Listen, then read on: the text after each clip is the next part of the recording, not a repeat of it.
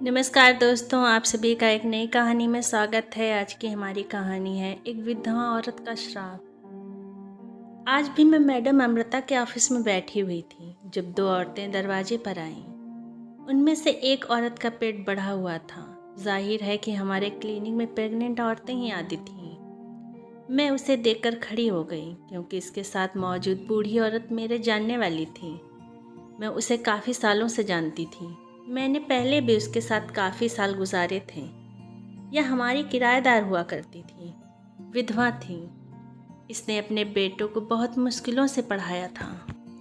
लेकिन आज जब वह एक मॉडर्न लड़की के साथ क्लिनिक के अंदर दाखिल हुई तो उसे देखकर मैं हैरान रह गई थी, क्योंकि लड़की बहुत ही मॉडर्न थी।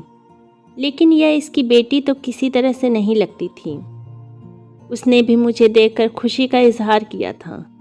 फिर यह लोग मेरे पास आए और मुझसे उस लड़की ने बड़ी ही नफरत भरे अंदाज से पूछा, नर्स तुम्हारी डॉक्टर कहाँ है? तुम तो शक्ल से ही कोई दाई लगती हो। उसने आते ही मेरी बेइज्जती की। लेकिन मैंने बर्दाश्त करते हुए कहा कि डॉक्टर अमृता अंदर अपने कमरे में है।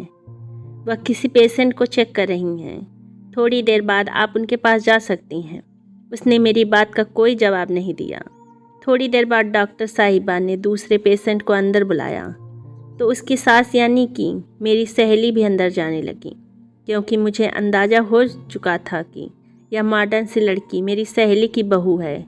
लेकिन जैसे ही वह अंदर जाने लगी तो उस लड़की ने पलटकर मुझे एक अजीब बात कही। वो बोली, यह मेरी नौकरानी है, इसको अपने पास रखो। मैं थोड़ी देर के बाद खुद बाहर आ जाऊंगी तो मैं घर चली जाऊंगी। उसने अपनी सास को मेरे सामने नौकरानी बोल दिया था, जबकि मैं 100% यकीन से कह सकती थी कि यह उसकी सास थी।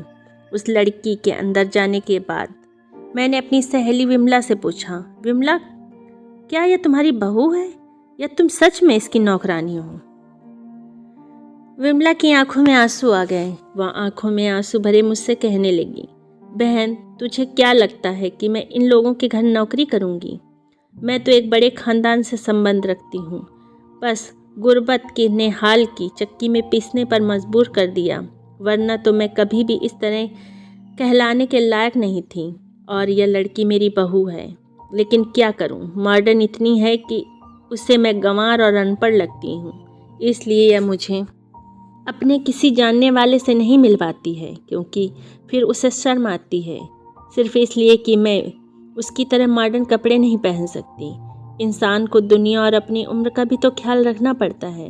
मैं अब इस उम्र में नहीं कि ऐसे कपड़े पहन सकूं। ना ही मुझे अंग्रेजी आती है, और इसी वजह से मेरी बहू जब भी कहीं मुझे साथ लेकर जाती है तो लोगों को यही कहती है कि यह मेरी काम वाली और नौकरानी है। मुझे बहुत दुख होता है बहन, लेकिन मैं क्या करूं, अपने बेटे की खुशी के लिए चुप हूं। अगर मुझे अपने बेटे की परवाह न होती तो यकीन मानो मैं इस औरत को एक भी दिन बर्दाश्त नहीं करती। मेरा दिल भी नहीं मानता कि मैं ऐसी किसी लड़के के साथ रहूं जो मुझे नौकरानी समझती हो। सास का दर्जा तो माँ की जगह होता है, लेकिन यह लड़की तो मुझे कुछ समझती ही नहीं। इसकी नज़र में मैं दुनिया की सबसे घटिया औरत हूँ, और यह बहुत ही ज़्यादा खूबसूरत पढ़ी लिखी है। तुम फिक्र मत करो, परेशान होने से कोई परेशानी दूर नहीं होती। तुम इसको आहिस्ता आहिस्ता समझाओ कि बड़ों की इज्जत क्या चीज़ होती है। मैं क्या समझाऊं, जब मेरे बेटे ने ही मोहब्बत की शादी कर ली तो इसमें मेरा क्या कसूर है? मैं जितनी भी कोशिश करूंगी वो बेकार ही जाएगी। दफ़ा करो, जैसा यह सोचती है सोचने दो। अच्छा ही है कि मेरे कंधे पर ज़्यादा जिम्मेदारी का बोझ नहीं आएगा। अभी हम यह बातें कर ही रहे थे कि वह लड़की क्लिनिक से बाहर निकल आई। वह कमरे से बाहर आते तो उसे तेवर बहुत अजीब थे। चलो जल्दी चलो, अभी घर जाकर खाना भी पकाना है। तुम तो जहाँ बैठती हो गप्पे मारने लग जाती हो। उसने अपनी सास को बहुत ही बदतमीजी से कहा था। मेरा तो अपनी सहेली को इस तरह जलील और बदनाम होता देख दिल दुख गया। मैंने उसकी बहू से कहा, बेटा जरा मेरे पास आकर बैठो। उसे लगा कि शायद मैं किसी डॉक्टरी मामले में बात करूंगी, लेकिन जैसे ही वह मेरे पास आई मैंने उसके हाल चाल पूछने के बाद उससे कहा, मैं इस औरत को जानती हूँ। यह हमारे साथ किराएदार बनकर रहती थी अब तो हम लोग नई जगह पर शिफ्ट हो गए हैं, लेकिन मैं इसके सारे हालात जानती हूँ। इसकी जवानी मेरे साथ ही गुजरी है बेटी। मुझे पता है कि इसने अपने बेटे को कितनी ज़्यादा मुश्किल से पढ़ाया है। पढ़ा लिखा कर जब माँ अपने बेटे की शादी करती है तो उसकी यही इच्छा होती है कि बहू उसकी सेवा करे, लेकिन तुम तो अपनी सास को नौकरानी कह रही हो। बेटी, यह तो बहुत बुरी बात है। अगर तुम्हें अपनी सास का श्राप लग गया ना, तो तुम कहीं की नहीं रहोगी। बेहतर है कि तुम अपनी सास से माफ़ी मांग लो। इसके साथ ऐसा व्यवहार न रखो कि इसका दिल दुख जाए। यह एक बेचारी और विधवा औरत है। तुम्हें एहसास करना चाहिए।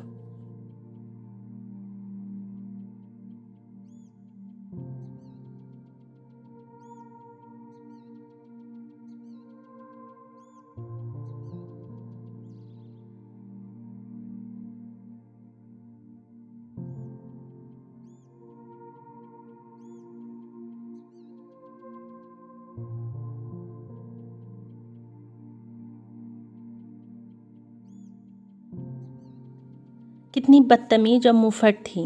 विमला की आंखों में भी आंसू थे, लेकिन मैंने उससे कुछ नहीं कहा। सोचा कि जब मैं उसके घर जाऊंगी तो अच्छे से बात करूंगी। खुशकिस्मती से उसी शाम जब मैं घर पहुंची तो देखा कि विमला वहां वॉक के लिए निकली हुई थी। उसके हाथ में टमाटर और प्याज भी थे। उसे देखकर मैं उसकी तरफ गई तो वह भी मेरी तरफ पलटी और कहने लगी कि मैं तो इसी कॉलोनी में रहती हूँ। मैंने कहा कि मेरा घर भी यहीं है। हम दोनों एक दूसरे से मिलकर बहुत खुश थे। उसने मुझे अपने घर आने को कहा तो वह बहुत परेशान लग रही थी। मैंने कहा मैं ज़रूर तुम्हारे घर आऊँगी। जब तुम्हारा पोता इस दुनिया में आ जाएगा तो मैं मिठाई लेकर आऊँगी। तो वह कहने लगी कि मेरा पोता कल परसों ही इस दुनिया में आने वाला है, क्योंकि मेरी बहू के आखिरी दिन चल रहे हैं। लेकिन यह सब डॉक्टर की मदद से ही होगा। उसे तो किसी दाई वगैरह पर भरोसा ही नहीं, वरना यकीन मानो जितना मुझे दाई पर यकीन है उतना किसी डॉक्टर पर भी नहीं है। उसकी बात सुनकर मैं भी परेशान हो गई थी। डॉक्टर अमृता हाँ बहुत ज़्यादा पढ़ी लिखी हैं, उनका तजुर्बा भी है और वह मुझसे ज़्यादा भी जानती हैं, लेकिन वह बस मरीजों को बिना वजह दवाइयाँ लिख देती हैं। मुझे यह बात पसंद नहीं थी, पर खैर आजकल के लोगों को डॉक्टर पर भरोसा ज़्यादा और दाई पर कम होता है। इसलिए मैंने विमला से यही कहा कि तुम अपनी बहू को डॉक्टर अमृता के पास लेकर जाना, क्योंकि वह उससे अपॉइंटमेंट लेकर जा चुकी है। हम लोग बातें कर ही रहे थे कि विमला अपने घर चली गई। अगली सुबह उसने मेरे घर के दरवाजे की कुंडी बजाई। वह बहुत ज़्यादा हड़बड़ी में लग रही थी। मैंने दरवाज़ा खोला तो उसके हाथ पाँव फूले हुए थे। क्या हुआ? मैंने उससे पूछा तो वह कहने लगी, मेरी बहू का आखिरी वक्त आ गया है। ऊपर वाले के लिए जल्दी मेरे साथ चलो और मेरी बहू को अस्पताल लेकर जाओ। मेरा बेटा ऑफिस चला गया है। हमें नहीं पता था कि यह वक्त इतनी जल्दी आ जाएगा, वरना मैं ना तो कोई और न कोई बंदोबस्त कर लेती। मेरी बहू तो मुझे अपने बारे में कुछ भी नहीं बताती, इसलिए मुझे उसके बारे में एक भी बात नहीं पता। तुम ऊपर वाले के लिए मेरे साथ मेरे घर चलो, वरना वह बेचारी मर जाएगी। वह दर्द से चीख रही है। उसकी बात सुनकर जल्दी जल्दी मैं उसके साथ चल पड़ी। मैं सब कुछ भूल भाल गई थी। मुझे उस लड़की का व्यवहार भी याद नहीं रहा था। याद होता भी तो ऐसे वक्त में कभी भी उसके साथ कोई ज़िद या अपने दिल में उसके लिए नफरत न रखती। लेकिन जैसे ही मैं अपनी सहेली विमला के घर पहुंची तो मैंने उसकी बहू को एक गाड़ी में बैठाया और हम लोग अस्पताल की तरफ चल पड़े। विमला की बहू जिद करने लगी कि मुझे डॉक्टर अमृता के पास ही जाना है, इसलिए हम लोग प्राइवेट क्लिनिक में आ गए। हालांकि मेरे ख्याल से ऐसे केस सिर्फ और सिर्फ बड़े अस्पताल में हल होने चाहिए। बहरहाल विमला की बहू की इच्छा पर मैं उसे क्लिनिक ले आई। डॉक्टर अमृता क्लिनिक पर मौजूद थी। उन्होंने लड़की को दर्द की दवा दी, जिसे खाकर उसे थोड़ा होश आया और अब वह बातचीत करने की काबिल हो गई थी। उस लड़की ने फ़ौरन अपना फ़ोन मांगा और अपनी माँ को कॉल मिलाने लगी। वह अपनी माँ को लगातार फ़ोन मिला रही थी। जैसे उसकी माँ ने कॉल उठाई तो वह विमला की बहू अपनी माँ पर भी ऊंची आवाज़ में चिल्लाने लगी, माँ आप कहाँ हैं? मैं कितनी देर से आपको कॉल कर रही हूँ। जल्दी डॉक्टर अमृता के क्लिनिक पर आ जाइए, मेरा वक्त आ गया है। उसने यह कहकर फ़ोन बंद कर दिया। डॉक्टर अमृता ऑपरेशन की तैयारी करने लगीं। तकरीबन 10 मिनट ही गुजरे थे कि बाहर गाड़ी ने हॉर्न दिया और डॉक्टर अमृता के क्लिनिक के बाहर उस लड़की की माँ आ चुकी थी। मैं उसे लेने के लिए बाहर पहुंची तो देखा वह तो एक बहुत ही मॉडर्न औरत थी जिसकी उम्र 35 साल से ज़्यादा नहीं लग रही थी। यानी उसने खुद को इतना बना सवार रखा था कि वह बुढ़ापे में भी जवान नज़र आ रही थी। मैंने उसे अंदर आने को कहा तो वह लटकती मटकती अंदर आई और अपनी बेटी के कमरे में फ़ौरन चली गई और साथ ही अपनी बेटी की सास को बहुत नफ़रत से देखते हुए बोली, आप बाहर ही रुकें, मैं सब कुछ देख लूँगी। सास को बाहर छोड़कर वह अंदर चली गई। मैंने विमला से पूछा कि तुम कैसी बहुलाई हो? उसकी आंखों में आंसू भर आए। फिर कहने लगी कि बस मैं तुम्हें क्या बताऊं, मेरे बेटे ने यह पसंद की शादी की है। यह लड़की उसने अपने ऑफिस में पसंद की है और यह लड़की उम्र में भी मेरे बेटे से 2-3 साल बड़ी है, लेकिन अमीर थी, मॉडर्न थी। मेरा बेटा कहता है कि इसने मेरी मोहब्बत में अपनी इतनी अच्छी ज़िंदगी छोड़ी है, इसलिए मैं इसकी कदर करता हूँ। लेकिन उसे इस बात की बिल्कुल भी परवाह नहीं कि उसकी माँ ने उसके लिए क्या क्या किया, क्या क्या छोड़ा, पूरी दुनिया ही छोड़ दी। मेरा तो दिल करता है बहन, अब मैं सचमुच अपने भगवान के पास चली जाऊँ। मेरा दिल इतना दुखा हुआ है कि मैं तुम्हें क्या बताऊँ, बता नहीं सकती। हर रात मैं अपने पति को याद करके रोती हूँ। अगर मेरा पति जिंदा होता तो मैं अपने बेटे की मोहताज न होती। मेरा दिल बुरी तरह ज़ख्मी है। मैं कभी सोच भी नहीं सकती थी कि मेरा बेटा इतना पत्थर दिल निकलेगा। विमला की आंखों में आंसू देखकर मैं भी कांप गई। जो बहू अपनी सास की आंखों में आंसू लाए, उससे बदकिस्मत और बेगैरत और बेहया बहू कौन हो सकती है। मैंने उसकी बहू को खूब गालियां दी, लेकिन वह फिर भी परेशान थी और रो रही थी। कहने लगी कि इस सब में कुछ नहीं होगा, अब जो मेरी किस्मत में लिखा है वह हो गया है। बस अब तो सारी ज़िंदगी इसी तरह गुजार दूंगी। पता नहीं कब यही अफसोस करते करते मैं इस दुनिया से चली जाऊंगी। कोई बात नहीं, मेरा भगवान मेरे साथ है। आगे मुझे तकलीफ़ नहीं होगी। जितने दुख मैंने इस दुनिया में सह लिए, ऊपर वाला ज़रूर मुझे इस बात का इनाम देगा। उसकी बातें सुनकर मैं खामोश हो गई। इतने में लेबर रूम के अंदर कार्रवाई शुरू हो गई थी। डॉक्टर अमृता ने पेशेंट का ऑपरेशन करना शुरू कर दिया था, जबकि लड़की की मां बड़ी बेचैनी से कमरे के बाहर आई और टहलने लगी। उसने आते ही अपनी बेटी की सास से बहुत ही गुस्से में कहा, ऊपर वाले से प्रार्थना करो मेरी बेटी का ऑपरेशन सही सलामत हो जाए, उसका बच्चा इस दुनिया में आ जाए तो मुझसे ज़्यादा खुश कोई और नहीं होगा। हाँ, मेरा तो आशीर्वाद है उसके साथ, विमला ने बड़े दुखी अंदाज से कहा था। थोड़ी देर के बाद वह औरत बड़ी बेचैनी से लेबर रूम के अंदर दोबारा चली गई।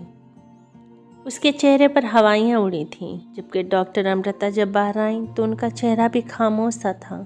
मैंने उनसे पूछने की कोशिश की, लेकिन उन्होंने मुझे चुप रहने का इशारा किया। माँ और बेटी दोनों के चेहरे देखने वाले थे। मुझे पता नहीं चल रहा था कि जो बच्चा अभी भी पैदा हुआ है वह कहाँ गया। मैं इंतज़ार करके खुद अंदर कमरे में चली गई। लड़की की माँ ने विमला को अंदर आने से रोक दिया और कहने लगी कि आप बाहर ही रुकें।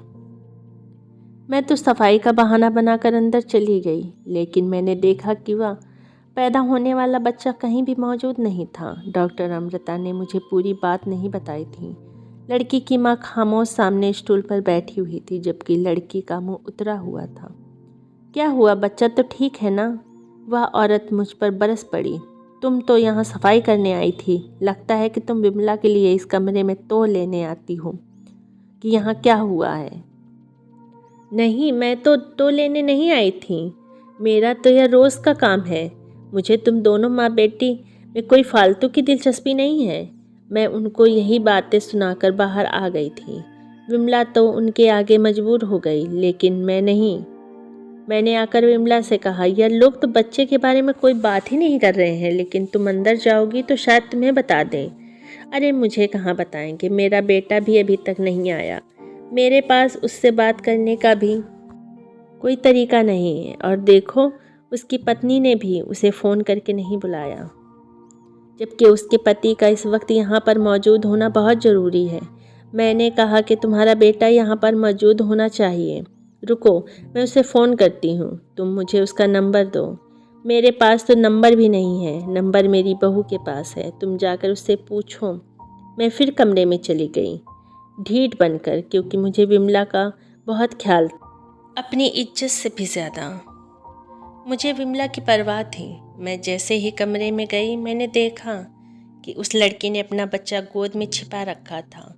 वह उसे ऐसे देख रही थी जैसे कोई खजाना हो।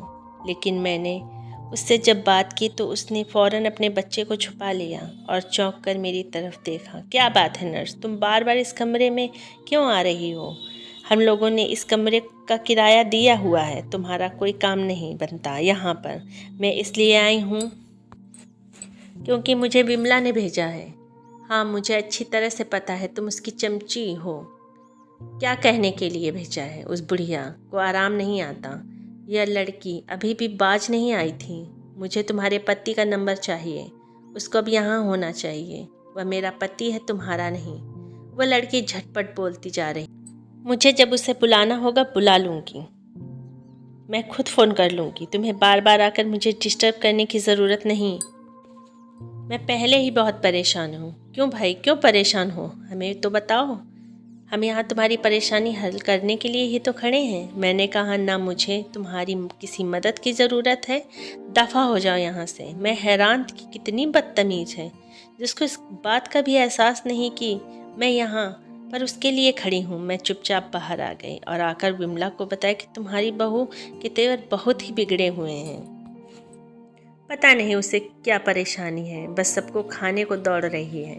शाम तक डिस्चार्ज होकर वह यहाँ से चली जाएगी और तुम्हारा बेटा भी घर आ जाएगा, तो फिर बाकी मामले देख लेना। चलो सही है, मुझे तो वैसे भी यह कुछ नहीं समझती। भगवान करे यह मेरे बेटे से अपने दुखड़े दर्द, अपनी सारी तकलीफ़ बांट ले, ताकि मेरी फ़िक्र और परेशानी भी कम हो। इतना कहकर विमला तो अपने घर चली गई, लेकिन मैं यह सोचने लगी कि आखिर उस लड़की के बेटा या बेटी में जो भी पैदा हुआ है, ऐसी क्या परेशानी थी कि वह हमसे भी छुपा रही थी? कम से कम उसे अपनी सास और अपनी डॉक्टर को तो इस बच्चे के बारे में बताना चाहिए था। मेरे पास डॉक्टर अमृता के घर का नंबर नहीं था, सिर्फ क्लिनिक का नंबर था, इसलिए मैं उनसे भी न पूछ सकी। विमला के साथ मैं घर चली आई। मैंने सोचा शाम को जाकर विमला के घर में पता करूंगी कि उसके पोते की सेहत कैसी है। शाम हुई तो मैंने सोचा कि खाली हाथ घर जाने के बजाय मिठाई का एक डिब्बा भी ले चलूं। आखिर उनके घर में एक खुशी की खबर आई है, मुझे उनके साथ जाना चाहिए। मैंने करीबी बेकरी से 1 किलो मिठाई ली और विमला के घर की तरफ चल पड़ी। घर के दरवाजे पर कुंडी बजाते ही विमला ने इस तरह दरवाज़ा खोला जैसे वह पहले से ही मेरे इंतज़ार में बैठी थी। मुझे देखकर उसकी आंखों में चमक भर आई। ऊपर वाले का धन्यवाद है कि तुम आ गई हो। अभी तक वह अपने कमरे में ही है, मैं उसकी वजह से परेशान हूँ। अरे कोई बात नहीं, मैं आ गई हूँ। मैं उसे तसल्ली भी दूंगी और अगर मेरी किसी मदद की ज़रूरत हुई तो भी मैं हाजिर हूँ। इतना कहकर मैं अंदर आई, लेकिन जैसे ही मैं उसकी बहू के कमरे में गई तो उसने फिर से अपने बेटे को छुपा लिया। लगता है जैसे वह उसे सबसे छुपा रही हो, वह उसे किसी को दिखाना नहीं चाहती हो। मैं हैरान थी कि अब तो उसे ऐसा नहीं करना चाहिए था। बच्चे की पैदाइश को 10-12 घंटे गुजर चुके थे। इतने में घर के दरवाजे की कुंडी बजी तो विमला ने जाकर दरवाज़ा खोला। उसका बेटा घर आ गया था। विमला ने अपने बेटे का माथा चूमकर उसे पोते की खुशखबरी सुनाई। उसे तो यकीन ही नहीं आ रहा था। कहने लगे कि माँ, आपने मुझे पहले क्यों नहीं बताया? मैं कब से इस दिन का इंतज़ार कर रहा था। आपने तो कहा था कि 1 हफ्ते के बाद की तारीख है, फिर यह सब अचानक कैसे हो गया? वह सब कहता अंदर आया। मैंने भी उसे बधाई दी। वह मुझसे 2-4 बातें करके बड़ा परेशान और उलझा हुआ लगा और बेचैन भी लग रहा था। वह बोला, आंटी आप नाराज़ मत होना, लेकिन अभी मुझे अपनी पत्नी के पास जाना है। मैं क्यों नाराज़ होंगी बेटे भला? यह तो तुम्हारी खुशी का दिन है, जाओ उसे बधाई दो और अपनी खुशियाँ मनाओ। बल्कि मैं भी तुम्हारे साथ ही चलती हूँ, अगर तुम्हें बुरा न लगे तो। हाँ हाँ, आप भी आइए। क्यों नहीं, इतना कहकर मैं और वह दोनों कमरे में चले गए। लेकिन उस लड़के की पत्नी का मुंह इस तरह बना हुआ था जैसे कि उसने बच्चे को नहीं बल्कि किसी और चीज़ को जन्म दिया हो। तुम लोग क्या बार बार मेरा बच्चा देखने कमरे में आ जाते हो? आप यहाँ से चले जाइए। यह मेरा बच्चा है, इसे 9 महीने मैंने अपने पेट में रख कर जन्म दिया है। मैं जिसे चाहूँगी दिखाऊंगी और जिसे चाहूँगी नहीं दिखाऊंगी। यह क्या बात हुई? क्या हो गया है तुम्हें? खुशी का मौका है, लाओ मुझे मेरे बेटे का चेहरा दिखाओ। मैं बहुत बेचैन हूँ। ऐसे मत करो, मुझे मत तड़पाओ। इतना कहकर उसके पति ने हाथ आगे बढ़ाया तो लड़की ने उसका हाथ झटक दिया और गुस्से से बोली, मैंने कहा ना, मैं अपना बच्चा किसी को नहीं दिखाऊंगी, वह सिर्फ मेरा बेटा है। इतना कहकर उसने बच्चे को अपनी बाहों में छुपा लिया, जबकि वह लड़का हक्का बक्का उसे देखने लगा। विमला भी हैरान परेशान थी। बेटी, हम अपना पोता देखकर ही रहेंगे, तुम हमें इसे देखने से रोक नहीं सकती, हमारा हक है उसे देखना। यह कहकर विमला भी आगे बढ़ी, मगर उस लड़की ने तो बड़े ही गुस्से से उसका हाथ दोबारा पीछे झटक दिया था। लेकिन अब दोनों माँ बेटे बहुत ज़्यादा परेशान हो गए थे। लड़के ने किसी तरह अपनी पत्नी के हाथ से वह बच्चा छीन लिया और उस पर नज़र पड़ते उसके चेहरे की हवाइयाँ उड़ गईं, जबकि लड़के का चेहरा जो कि बालों से भरा हुआ था।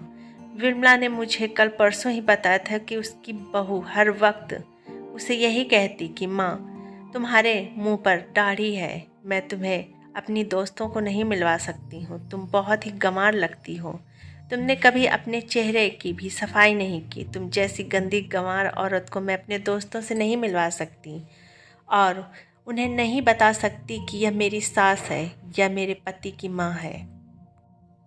जबकि अब पैदा होने वाले बच्चे के न सिर्फ चेहरे पर बल्कि पूरे जिस्म पर ही लंबे लंबे बाल थे, जो कि काले और घने थे। यह देखकर विमला की बहू को अपनी सास से की हुई बदतमीजी याद थी, लेकिन अब इस बात का कोई फ़ायदा नहीं था, क्योंकि ऊपर वाले की तरफ से उसे सज़ा इस तरह मिल चुकी थी। मुझे तो इतनी परेशानी आज से पहले कभी नहीं हुई, लेकिन यह सब देखकर एक बात मैं समझ गई थी कि प्रताड़ित औरत का श्राप जरूर लगता है, तो कभी भी किसी ऐसी बेबस विधवा औरत का दिल नहीं दुखाना चाहिए जिसका श्राप दुनिया को भी हिला दे। अगर ये कहानी आपको पसंद आई हो तो प्लीज़ चैनल को लाइक करें, सब्सक्राइब करें और कमेंट में बताएं कि ये कहानी आपको कैसी लगी। वीडियो को अंत तक देखने के लिए आप सभी का धन्यवाद।